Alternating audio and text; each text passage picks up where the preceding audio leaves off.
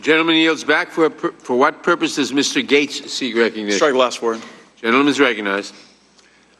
There were 5 meetings that we have detailed that show why the aid was released. There was a belief on the administration previously that Ukraine was one of the most corrupt countries in the world, that they had not engaged in sufficient reforms. And after a number of events with the vice president, with a bipartisan Senate delegation, there was a resolution of that aid. But this debate just lacks a certain sincerity. I heard earlier my friend from California, Mr. Swalwell, say, list out all these crimes. And so if I'm watching at home, I'm thinking, well, where are they in the impeachment? That is just a Democrat drive-by to go and list crimes that you don't allege and that you don't have evidence for. If there is ever a microcosm of how to consume this day and the importance of it with the American people, it's that they're naming crimes in debate that they don't even have in their impeachment resolution because they can't prove them, because there are no underlying facts. And then I hear my friend from New York, Mr. Jeffries, bring up Russia.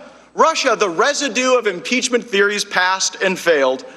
How are we even here debating about military aid, javelins, that President Trump delivered, that President Obama withheld?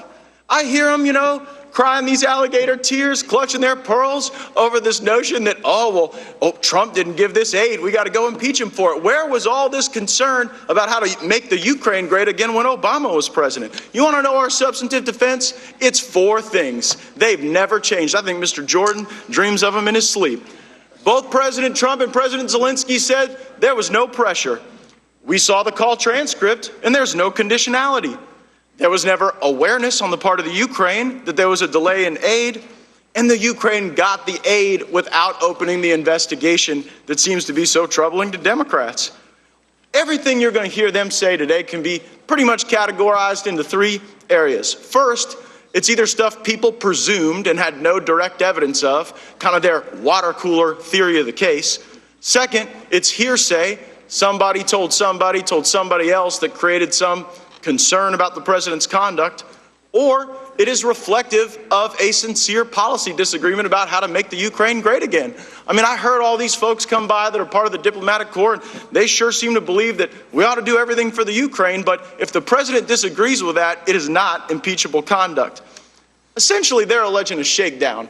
But I think most Americans know that you cannot have a shakedown if the person allegedly being shook down doesn't even know about the shakedown. You have President Zelensky himself saying, I felt no pressure. And then, talk about bad timing. We got this Time article that comes out on the 10th of December, just a few days ago, because their theory of the case is, well, even if Zelensky didn't know there was pressure, there's this other guy, Yermak. And Yermak knew from Gordon Sondland that there was pressure.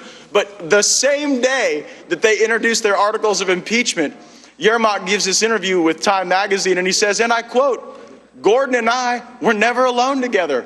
We bumped into each other in the hallway next to the escalator as I was walking out. And I remember everything. It's fine with my memory. We talked about how well the meeting went. That is all we talked about. So here they are, with no crime, with no victim, with no witnesses, with no knowledge of any shakedown, and yet they proceed. To accept the Democrats' theory of the case, you got to believe that the Ukrainians are lying to us. You got to believe when they say there's no conditionality, no pressure, nothing wrong, that they're so weak and they're so dependent on the United States that we can't believe a word they say. Well, again, where were you during the Obama administration when this weak ally didn't get javelins that were then withheld? I support the Jordan Amendment because this Article 1, this abuse of power that they allege in the impeachment theory, is a total joke. They have to say abuse of power because they don't have evidence for obstruction. They have to say abuse of power because they have no evidence for bribery or treason. They have to say abuse of power because all those specific crimes that the gentleman from California named cannot be supported by the evidence. This is sort of the Rorschach inkblot test theory of impeachment, so that the country can stare at the inkblot and everybody can see what I guess they want to see. This notion of abuse of power is the lowest of low-energy impeachment theories.